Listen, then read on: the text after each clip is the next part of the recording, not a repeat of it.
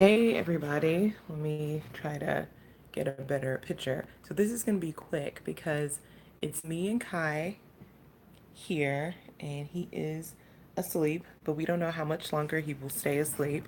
And I got my mama head wrap on because there's no such thing as doing your hair while postpartum, at least not for me. But I do feel like an X-Men, a superhero, somewhat. And the stomach's coming down, the boobies are big. I mean, everything is I just feel so blessed. And I'm a bit sweaty, but I'm oily girl, and that's cool, whatever. Let's get right to it because I don't know how much time I have. I know the boobies are being filled with milk, and I know when he wakes up, it's a wrap.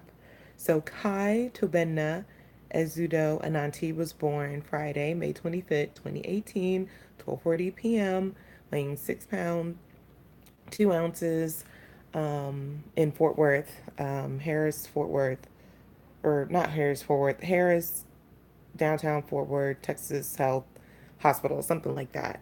And it was a scheduled C-section because of what happened with KJ. I saw a specialist, a fetal maternal medicine doctor, an OB that just has more specialization with high risk pregnancies, and my pregnancy was considered high risk. And due to the C-section I had with KJ, my doctor wanted to have a scheduled C-section at 37 weeks to limit to limit uterine rupture, to limit the risk of uterine rupture and me bleeding out during pregnancy. So, with Kai, we went to the hospital. We were a little bit behind schedule. Oh, there he is, lifting his feet. Oh my gosh, can I zoom in? There we go. I don't know what I'm doing.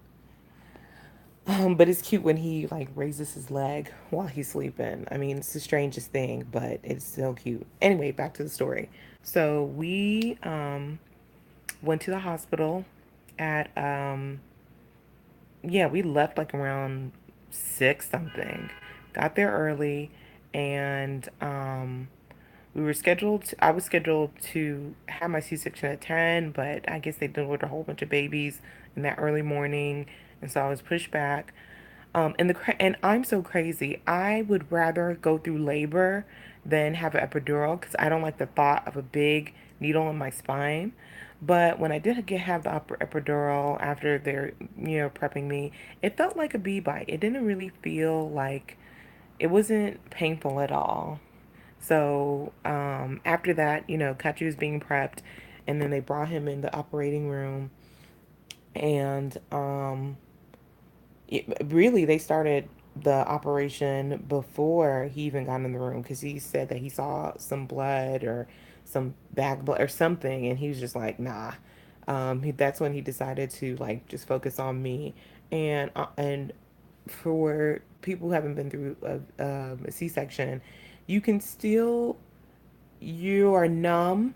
It's not like you don't feel anything, but it's just limited to the sensation you could feel. Like when they were cutting me, I couldn't feel it. But when they started pulling Kai out, that's when it didn't hurt, but it felt like tugging. Like if someone was pulling on your arm like this or pulling on your leg, that's what I felt. So, and then he was out. But before, like my arms were outstretched, like I was being crucified, and it was just I couldn't. I felt like I was about to either fall asleep or throw up or be nauseated because my position. But ooh, let me get that better. Yeah, because of my position. But that didn't happen. I just I when they were pulling is when that kind of went away.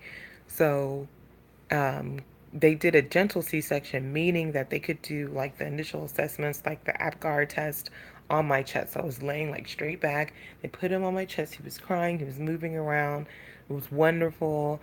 And then they gave him his, like, I guess his vitamin K shot and then the other stuff that they do. And daddy went off with him. And then they told me that I wheeled. And I have a video, and hopefully I'll be able to get it from my brother, me going into the recovery room with Kai, which I don't really remember. I was so like drugged out partially. It was kind of crazy. Ooh, let me hurry with the story because he's stirring around. Um, but we went to the recovery room, and then my brother and my one of my best friends was there, and they saw Kai, and of course my husband was there. Um, and the that was Friday, Saturday. So Saturday night going into Sunday morning, kind of had a scare because his blood sugar was low, his body temperature was low. So I had to start pumping. In addition for him learning how to latch on my breast, in addition to having donor milk and eventually having to supplement with formula. But um, because he is early term. He's not preterm, but he's early term. Because I didn't go completely 40 weeks. That's why his birth weight is a little bit low. Well, is not normal or not average birth weight and all that. But, I just prayed to God, and um, he turned out to be just fine, And if you look at him, can I get a good picture of you, baby? Can I? Yes. He is perfect. A little light bright like his daddy. Yes. Oh, oh, oh, oh. He knows we're talking about him. Oh, Lord. Oh, Lord. Okay. So that means that I'm about to go. But we left Fort Worth on Monday, on Memorial Day, and he is home here with us now. I'll talk about the postpartum journey in the next video, but I'm glad I was able to get these 7 minutes out, and now I gotta feed my baby. So that is our story.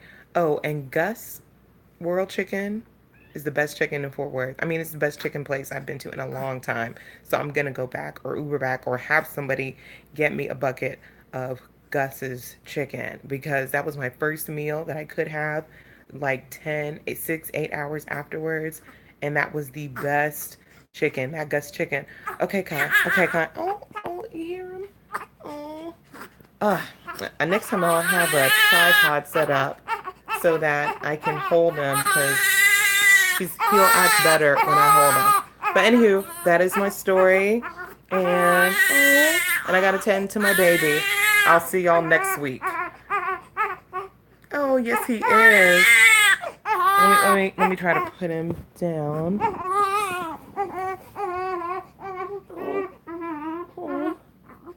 See, being a mama. Oh Lord, quiet him down a little bit. Wait, you gotta eat.